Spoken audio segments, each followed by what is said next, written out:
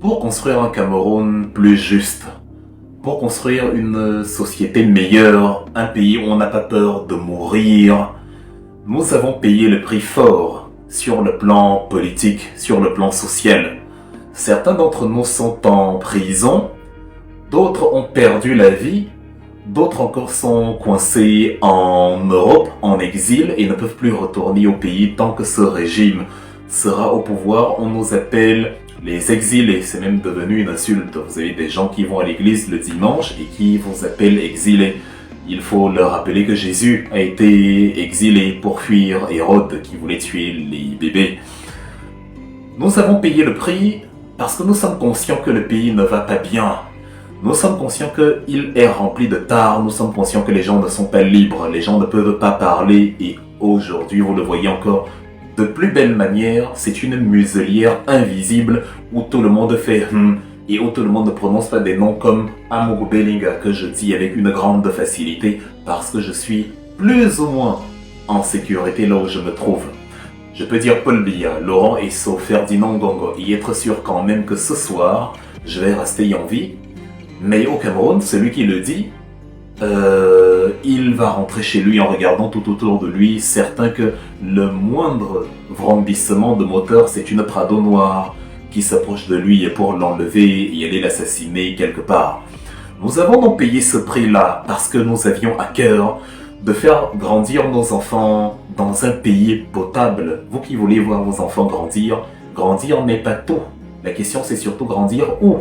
On veut qu'ils grandissent dans un pays où ça vaut la peine de grandir.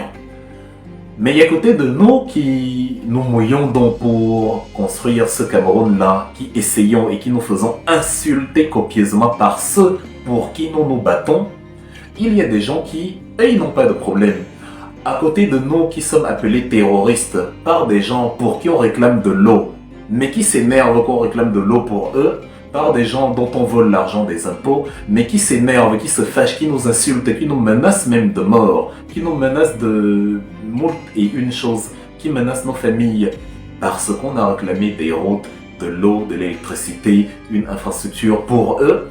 À côté de nous, donc, qui payons justement ces coûts, il y a une catégorie de personnes au Cameroun qui, eux, ne semblent jamais souffrir. Eux, ils rigolent tout le temps. Eux, ils sont, mais littéralement dans l'espace. Ce sont nos fameux artistes, influenceurs ou sportifs camerounais. Heureusement, il n'y a pas de règle sans exception. Vous allez trouver des artistes, des comédiens qui justement vont parler d'une affaire aussi terrible comme celle de Martinez Zogo. Mais à côté, vous avez une grande majorité, quand vous allez sur leur plateforme, ils n'ont pas l'air d'avoir conscience, ils n'ont pas l'air d'être au courant de ce que vit le Cameroun actuellement. Ils ne savent pas qu'un individu, un concitoyen, qui ne menaçait la vie de personne, a été kidnappé, a été torturé, a vu ses doigts sectionnés, a été violé, sodomisé par des hommes, il est hétéro, s'il vous plaît.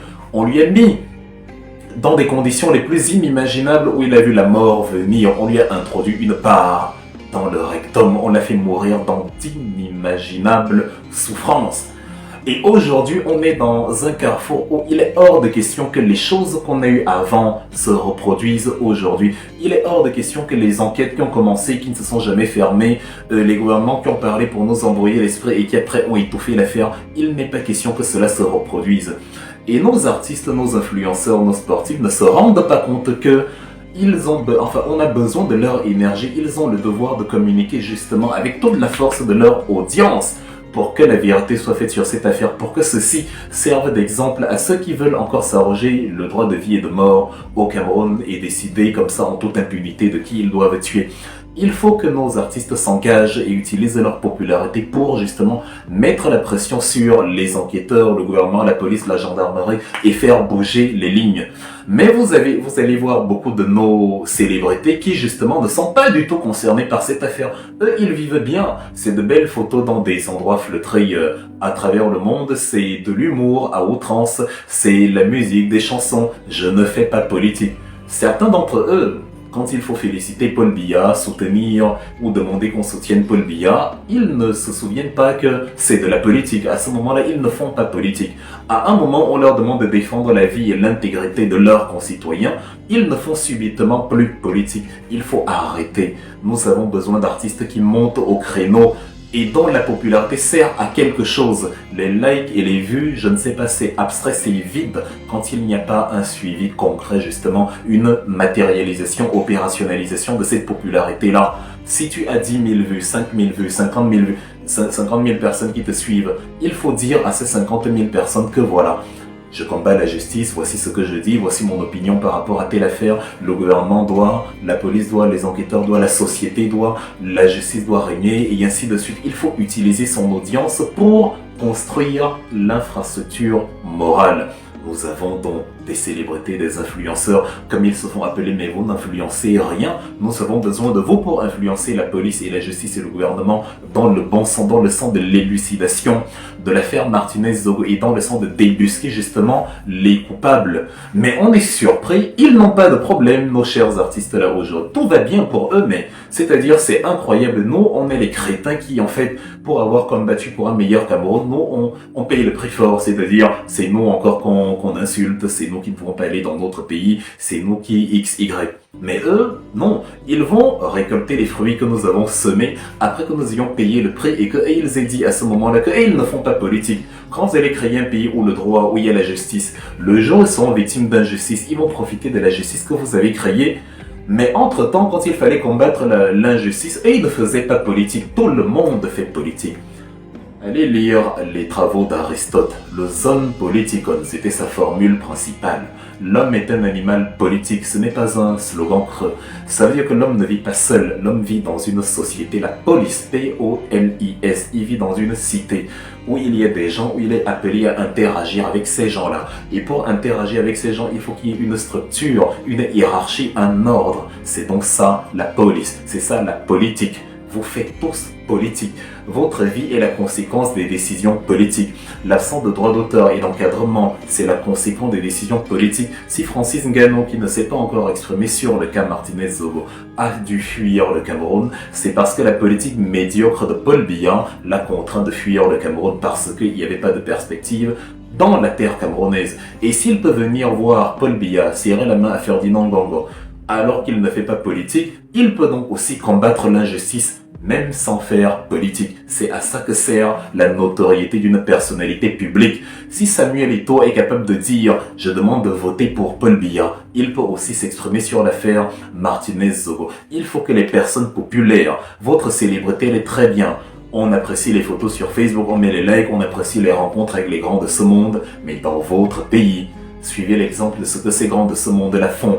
Les footballeurs qui ne parlent pas, les champions du monde qui ne parlent pas. Mais c'est quoi cette histoire? Didier Drogba s'est mis à genoux en Côte d'Ivoire pour supplier le retour à la paix. Et ça a énormément contribué. Après la qualification de la Côte d'Ivoire à la Coupe du Monde, Samuel Eto'o devrait parler de l'affaire Martinez et demander au gouvernement, il n'est pas question que l'affaire reste sans suite, comme Bibi Ngota, comme Samuel Ouazizi et autres. Ce n'est pas faire politique de le dire, même si c'est faire politique. C'est être imprégné de l'idéal de justice morale dont nous avons besoin au Cameroun.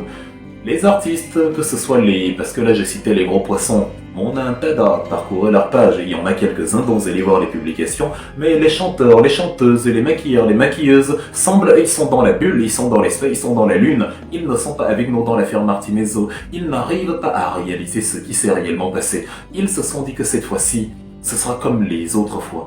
Ils ne réalisent pas que je suis traumatisé dans ma chair par la façon dont on a assassiné Martinez-Zogo. Et autant on n'a pas lâché sur les cas d'avant, autant on ne lâchera pas du tout sur celui-ci. Et on va, à défaut de mettre la pression au gouvernement, mettre la pression à ceux qui peuvent mettre la pression au gouvernement pour que lumière soit faite. Donc vous êtes appelés à la barre. Chers sportifs, chers artistes, chers influenceurs, je n'ai personnellement aucun problème à citer vos noms. Vous êtes appelés à parler justement de ce qui ne va pas au Cameroun. Vous ne pouvez pas vivre dans une société où on peut tuer et rester impuni. Vous avez vu comment le climat de terreur s'est accentué, quand tout le monde a peur. Je parle avec des gens actuellement, quand quelqu'un veut dire Bi, il s'arrête. Quand quelqu'un veut dire Amogo, il s'arrête. Quand quelqu'un veut dire Ngongo, il s'arrête. Parce que c'est la terreur, c'est la confirmation de ce que nous avons expliqué depuis le départ quand vous ne faisiez pas politique. Et quand nous on disait que non, le pays est gouverné par un gang de malfrats qui aime la nuit et qui fait peur à tout le monde. Vous disiez que vous êtes patriote, vous aimez le Cameroun. Aujourd'hui, même ceux qui soutiennent Biya se sentent en danger de mort. C'est carrément un point positif dans le négatif, c'est-à-dire on a assassiné quelqu'un, mais on a quand même pu en tirer quelque chose, à savoir les gens commencent à ouvrir les yeux sur la réalité du pays dans lequel ils vivent. Ils ne se voient plus à l'abri sous prétexte qu'ils soutiennent le Nkonkuma. Parce que le Nkonkuma actuellement, il est mort depuis longtemps, il est orge depuis Mathusalem. Donc s'il vous plaît, Miriam Makeba en Afrique du Sud était en exil pendant 31 ans, c'est-à-dire pour sa musique, pour combattre l'apartheid. Elle a mis justement son combat en chanson. Elle était une célébrité, une star mondiale, prix Nobel de la paix, tout ce que vous voulez, tous les modèles du genre. Elle a justement sacrifié.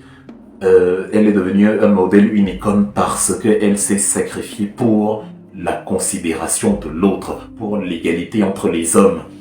Monsieur, monsieur l'humoriste Coluche, quand vous veniez en France, vous trouvez les Restos du Cœur. Depuis 1985, c'est l'humoriste Coluche qui a justement mis sur pied les Restos du Cœur et ça venait de l'idée d'un artiste de variété, Daniel Balavoine, 2 ans plus tôt, où les influenceurs, les vrais, se sont rendus compte que « Ah, ma voix peut porter ». Voilà ce que je propose, voilà ce que j'ai envie de faire. Michael Jackson, le grand chanteur, le plus grand chanteur de tous les temps, ne s'est pas dit « Je suis une star et voilà, aimez-moi ». Non, il a créé des chansons qui demandaient justement d'arrêter les guerres, et dont les revenus étaient reversés pour des associations contre la faim.